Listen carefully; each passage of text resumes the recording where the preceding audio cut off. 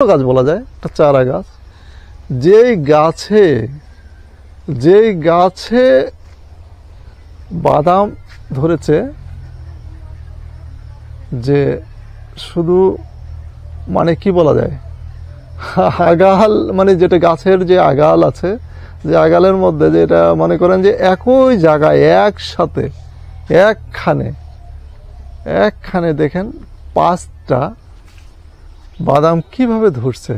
গাছটা এত ছোট গাছ, আল্লাহ তাআলার কি উপরন্ত নেয়ামত বলে শেষ করা যাবে না। কি আল্লাহ তাআলার নেয়ামত! সুবহানাল্লাহি বিহামদি সুবহানাল্লাহিল আযীম, সুবহানাল্লাহি বিহামদি সুবহানাল্লাহিল আযীম। একটু আমি দেখি,